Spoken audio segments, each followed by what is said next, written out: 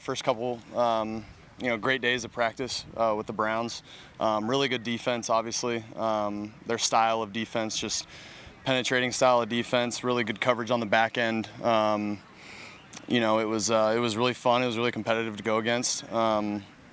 So yeah, great couple days, and then just with JJ, man, obviously, very sad news hearing about JJ.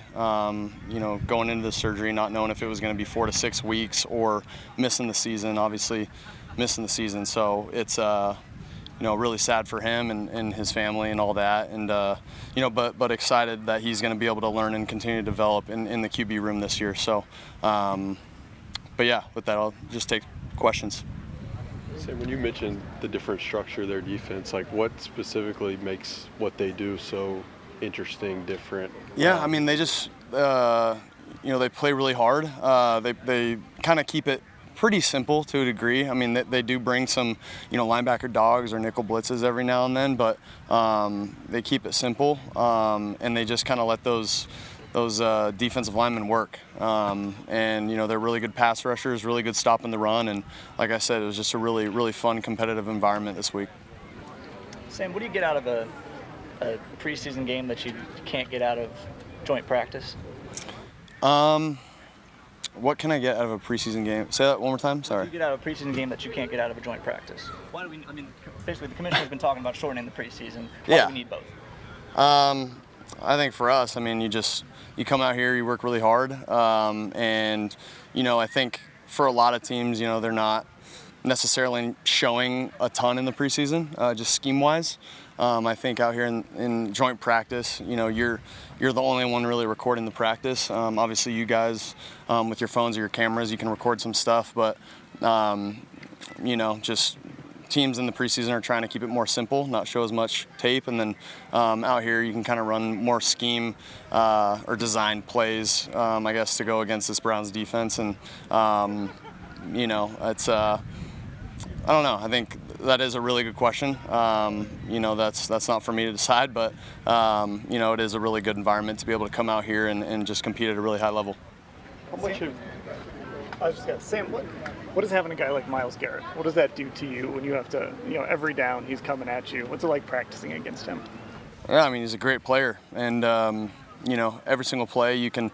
You know where he's lined up, where you might have to slide, while also recognizing what the coverage is and what the back end players are doing and what your routes are and where you have to go with the football. So he just kind of adds another element that you got to worry about as an offense. When you were watching that practice, say from yesterday, did anything surprise you that he did, or anything did anything stand out? No, I mean he's been in the league for a little bit now, and me going into my 7th year, watching his tape for a while as well.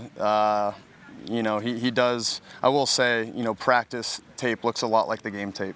That's one thing that I'll say is he works really hard out here, and then it's apparent, and it's obvious to me why he is so good. It's because he comes out here and works his tail off every single day. So how much have you enjoyed the communication process with Garrett, just pre-snap, in terms of you guys both working together?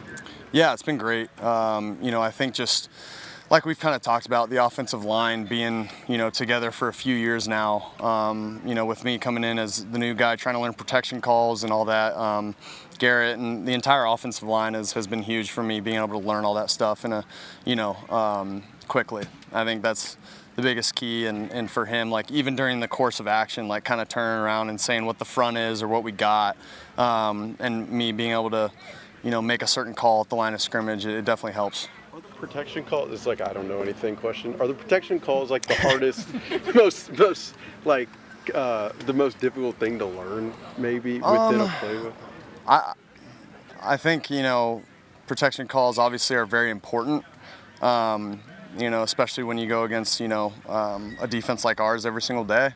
But, I think the priority is definitely, the concepts, what coverages the concepts are attacking, and really that's pretty much it. It does kind of take a little, a little backseat to some of the concepts of the coverages that you're going against, and then, when you do when the bullets are flying, the most important thing is being able to protect yourself, against pressure or against a certain look. So, and those are things throughout, a game plan that you'll be able to game plan against throughout the week. But it is nice, for when a team wants to do something that they haven't shown, to be able to have all those calls at our disposal. We're 3 weeks in now to training camp. Just where have you seen the biggest growth within your game, or just knowledge of the system, or everything as a whole? Yeah, I think, just being able to, kind of when Coach O'Connell calls a play, being able to know exactly kind of what he's thinking with that play. And if we get a certain coverage where he wants me to go with the football or, and all that. So it's kind of that. It's understanding the play caller's intent when he calls a play and going and making that play come to life, I guess. Sam, can you go through those last 3 plays of the down 8 period and what you get out of that, even though none of them were successful? I mean, how does that help you?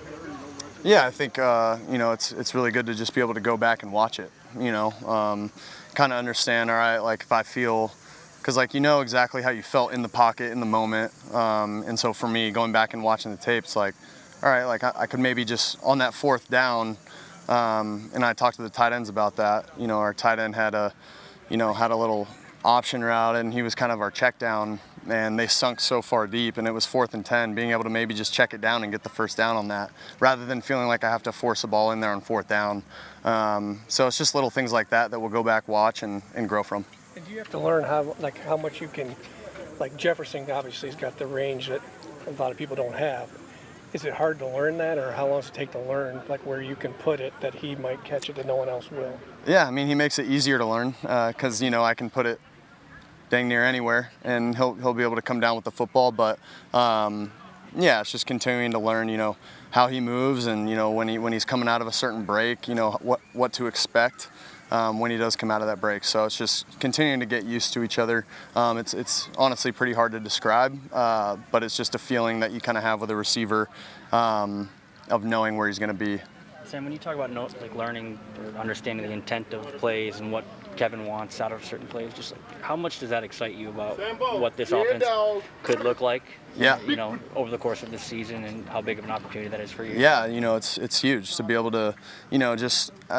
The more conversations that I can have with Coach O'Connell and and Josh and Coach Phillips, being able to just get on the same page as much as possible, throughout the week, just game planning for certain defenses that we'll see. That's always going to be a huge part of the game, being able to communicate and what we're going to do versus certain coverages and what concepts we like best, and in those 2-minute situations down 8, being able to understand, like, all right, this is what we're going to be thinking going into this, and just like I said, kind of understanding that play caller's intent. Sam, you mentioned that JJ can learn a lot from this year, even though he's sidelined. What do you think specifically that he can do to still progress, even though he can't get out there and play?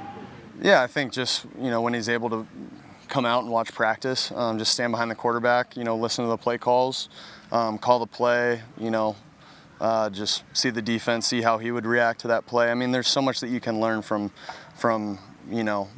being sidelined or being able to watch during practice, watch the tape from games, even just being on the sideline during games.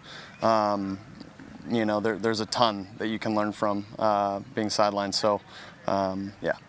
Kevin always talks about individualized development plans for you guys. Part of me just wonders, with JJ specifically, like what you've thought about the way they've integrated him, to get to this point, which is obviously unfortunate, but the way they structure the plan around his entry and you specifically too. Yeah, I think, obviously I don't know much about the detail about, what went into that. But, I thought for him, like, he continued to learn every single day during training camp. And then, during the preseason game, he had the one hiccup, and then he came back firing and played a really good game after that. And it kind of shows, his resiliency, and just kind of proved to everyone, what we already knew going into the game, and stuff that he's done during practice. Really things that the whole quarterback room has done during the off season or during training camp has been, making. If you make a mistake, how fast are you going to bounce back? And, I feel like our entire room and JJ, has done a good job of that. Sam, what do you think your potential is in this offense? I think our offense has potential to be good. I think we just got to continue to work every single day. If we just continue to do that, I think we'll be all right. You're obviously going to lift him up as JJ up as he's on the mend, but as far as his demeanor that you've seen so far, does that equip him pretty well to handle a long rehab? Yeah, the way that JJ has handled, whatever adversity was thrown at him throughout camp, like I just said, he's been able to respond really well. Knowing him, he's going to work his tail off to get healthy, and knowing him, he's going to have a very positive mindset throughout the whole process. All right, appreciate you guys. Thank you.